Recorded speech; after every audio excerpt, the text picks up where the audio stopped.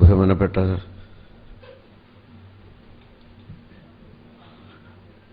മന്ത്രി doctor Thomas Isaac, MLA Dominic presentation, MLA K Babu, വേദിയിലും സദസ്സിലുമുള്ള ബഹുമാന്യരായ ഗുരുജനങ്ങളെ, സുഹൃത്തുക്കളെ, ഇവിടെ ഇത്രയും പേരെ സാക്ഷി നിർത്തി ചെയർമാൻ മാണി വിധേയത്തിലും മിനിസ്റ്ററൊക്കെ KSFE-യുടെ വളർച്ചയിൽ ഞാൻ ചെയ്ത പരസ്യം വളരെ നിർണായകമായ പങ്ക് വഹിച്ചു. ആ സ്ഥിതിക്ക് അടുത്ത പരസ്യം ചെയ്യുമ്പോൾ കഴിഞ്ഞ തവണ തന്നതിൻ്റെ ഇരട്ടി പണം തരണം.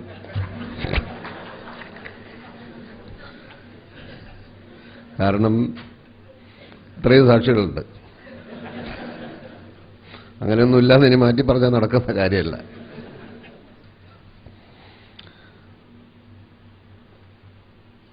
എൻ്റെ അച്ഛൻ ഒരു സ്കൂൾ അധ്യാപകനായിരുന്നു.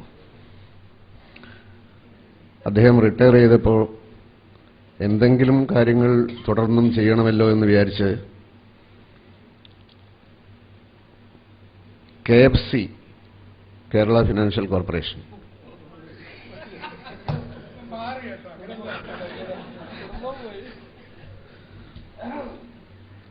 ഒരേക്കർ പറമ്പും 2 നില വീടുമായിരുന്നു. അത് പണയം വെച്ച് ലോൺ എടുത്തു. എന്നിട്ട് ബസ് വാങ്ങിച്ചു. ബസ്സിന് ശാപം എന്ന് പറയുന്നത് കുറേ ഉണ്ടായിരുന്നു. 12 തവണ ബസ് മറിഞ്ഞു. എന്തിനാണ് അത്രയും തവണ മറിഞ്ഞതെന്ന് എനിക്കറിയില്ല.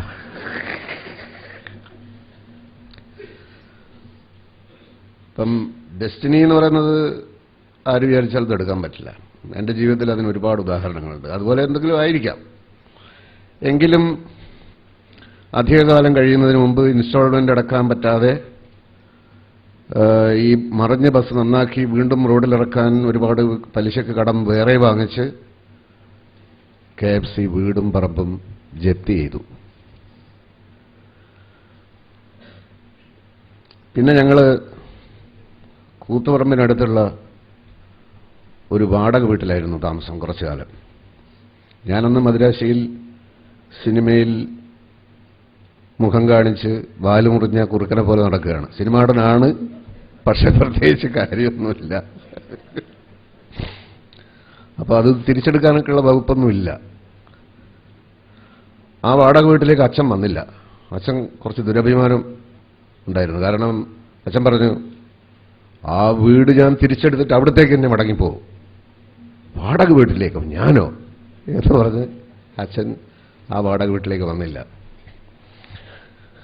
ഏതാനും മാസങ്ങൾ അല്ലെങ്കിൽ 2-3 വർഷങ്ങൾ കഴിഞ്ഞതിന് ശേഷം ബാക്കിയുണ്ടായിരുന്ന ഒരു സ്ഥലത്ത് ഞാനൊരു പതുക്കെ ഒരു വീടുണ്ടാക്കാനുള്ള ശ്രമം തുടങ്ങി. ആ തുടക്കത്തിൽ മമ്മൂട്ടിയൊക്കെ പ്രോത്സാഹിപ്പിച്ചിട്ടാണ്. ശരിക്കും പറഞ്ഞാൽ പ്രോത്സാഹിപ്പിക്കുക എന്ന് പറഞ്ഞാൽ വെറുതെ വീടെടുക്കുക എന്ന് പറഞ്ഞാൽ പ്രോത്സാഹനമാവില്ല, കാശ് തന്നു.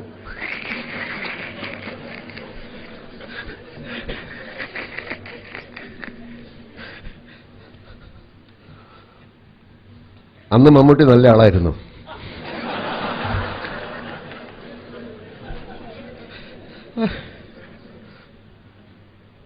പിന്നീട് ആ പൈസ തിരിച്ചു കൊടുക്കാൻ ഞാൻ ശ്രമിച്ചിട്ട് അതേ വാങ്ങിച്ചില്ല. അതിൽ പുള്ളി ആഹ്ലാദിക്കുന്നതായി ഞാൻ മനസ്സിലാക്കി. അതവിടെ ഇരിക്കട്ടോ, എന്നും എന്നെ കടക്കാരനാക്കി കാണാനുള്ള ഒരാഗ്രഹം.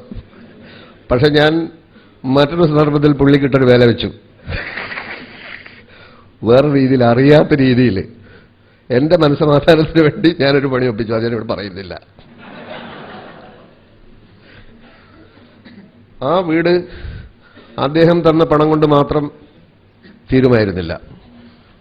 ഇതിപ്പോൾ ഈ സന്ദർഭത്തിലേക്ക് വേണ്ടി ഞാൻ കെട്ടിച്ചമച്ചുണ്ടാക്കുന്നൊരു കഥയൊന്നുമല്ല.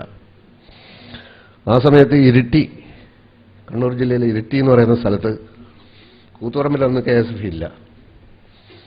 അവിടെ ഞാനൊരു ചെറിയ ചിട്ടിക്ക് ചേർന്നു, KSFE-യുടെ.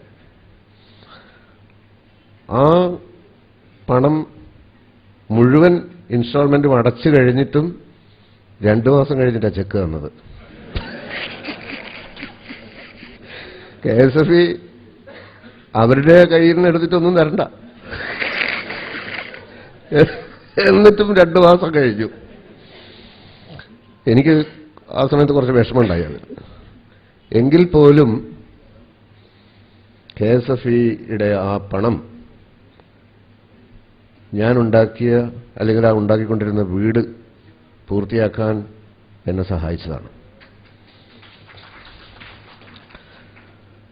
അപ്പോൾ എനിക്കറിയില്ല, വർഷങ്ങൾക്ക് ശേഷം ഈ KSFE പുനരുജ്ജീവിപ്പിക്കപ്പെടും, അതിൻ്റെ പരസ്യത്തിൽ ഞാൻ അഭിനയിക്കും, പ്രചാരകനാകും എന്നൊന്നും എനിക്കറിയില്ലല്ലോ.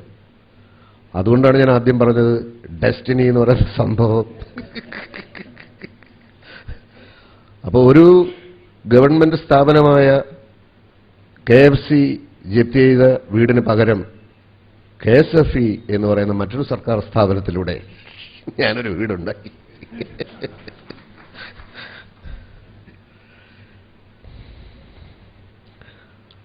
അപ്പോൾ തീർച്ചയായിട്ടും ഈ KSFE-യുടെ പ്രവർത്തകർ ഞാനിവിടെ വന്നപ്പോൾ തന്നെ പറഞ്ഞു, അതായത് ഒരു മിനിസ്റ്റർക്ക് ഒരു വിഷൻ ഉണ്ടായിരുന്നു. ആ വിഷൻ ഉണ്ടായിരുന്നത് കൊണ്ടാണ് KSFE-ക്ക് അഭൂതപൂർവമായ വളർച്ച ഉണ്ടായതെന്ന്. പെട്ടെന്ന് ഞാനൊരു കാര്യം ഓർത്തു പോവുകയാണ്. കഴിഞ്ഞ വർഷം അമേരിക്കയിലൊരു സ്റ്റേജ് ഷോ ചെയ്യാൻ പോയിരുന്നു. അപ്പോൾ ഒരു ഷോ സിയാറ്റിൽ എന്ന് പറയുന്ന ഒരു സ്ഥലത്ത് ഒരു ഷോ കഴിഞ്ഞപ്പോൾ അവിടുത്തെ മലയാളി സമാജമാണ് അത് സ്പോൺസർ ചെയ്തിരുന്നത്. അവരുടെ സമാജത്തിൻ്റെ ഭാരവാഹികളിൽ ഒരാളായ സുന്ദരിയായ ഒരു സ്ത്രീ പരിപാടിക്ക് ശേഷം ഞങ്ങളെ അഭിനന്ദിച്ചുകൊണ്ട് സംസാരിക്കുകയാണ്. ശ്രീനിവാസനും സംഘവും ഇപ്പോൾ ഇവിടെ അവതരിപ്പിച്ച പരിപാടികൾ അപൂർവഭൂതമായിരുന്നു.